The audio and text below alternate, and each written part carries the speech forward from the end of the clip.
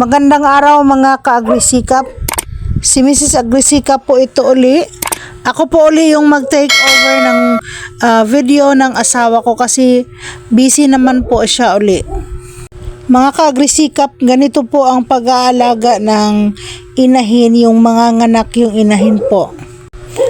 Talagang abangan nyo po pag manganak para masalo nyo agad para pagpanganak ng inahin is yung biik mapunasan agad ng yung bibig niya, yung ilong niya para hindi malunod or sa Bisaya malumos yung biik. Since hindi pa po sila nakakita kasi kapapanganak lang, talagang bantayan rin po para hindi po maipit na pagpanganak ng or paggagalaw yung inahin. Kasi yung inahin during this time, kapag manganak yan, balisa yan. Paiba-iba ng posisyon. Kaya bantayan po. Siya nga po mga ka-agrisikap, paki-subscribe po ang YouTube channel ng asawa ko. Paki-like na rin po at saka paki-click yung all para updated kayo kung ano yung mga bagong videos niya. At saka paki-comment na rin po para alam ni Agrisikap kung saan po umaabot yung videos niya.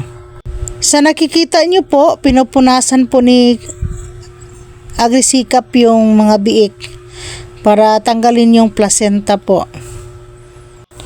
Pagkatapos manganak ng inahin at tapos na punasan yung mga biik, padidihin agad sa inahin para malusog yung biik natin. Huwag ihiwalay po kasi yung iba, hinihiwalay nila yung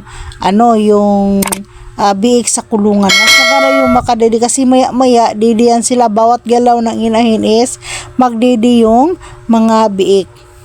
Isa ding purpose na bantayan talaga pag manganak yung inahin para kung magdumi man yung inahin is hindi mahalo or madumihan yung mga biik kasi yun minsan madumi tingnan. So kaya babantayan natin pag magdumi na yung inahin ilayo muna natin yung mga biik niya. Si Agrisikap kapag nanganganak yung anay or inahin, 5 gabi yan natutulog sa kulungan ng baboy para mabantayan niya yung inahin at saka yung biik para walang maipit. Sayang din naman kasi pag mamatay dahil maipit yung biik kasi mahal naman 4,000 pesos. Sayang din po yun. Malaking pera din yun. Yun nga sa pag-aalaga ng anay or inahin at saka biik, talagang paglaanan mo ng oras kasi ilang buwan din yang inaalagaan mo tapos pabayaan mo lang yung pagmanganak. Ituloy-tuloy na or sagarin na yung pag-alaga para yung mga biik at saka inahin ay maalagaan ng maayos at saka malinis. Makipanood na lang din po yung video hanggang matapos at saka sana po hindi na po natin i-skip yung ads. Maraming salamat po sa pagsuporta. Marami pong mga supporters si Agrisikap. Hindi naman sobrang dami pero kahit paano andyan palaging nanonood. Salamat po sa inyo at sana po ay patuloy nyo pong suportahan ang mga videos ni Agrisikap at panoorin nyo po. Yan po sa nakikita nyo sa video. Ayan po si Agrisikap natutulog sa duyan katabi ng baboy, yung inahin at saka mga biik.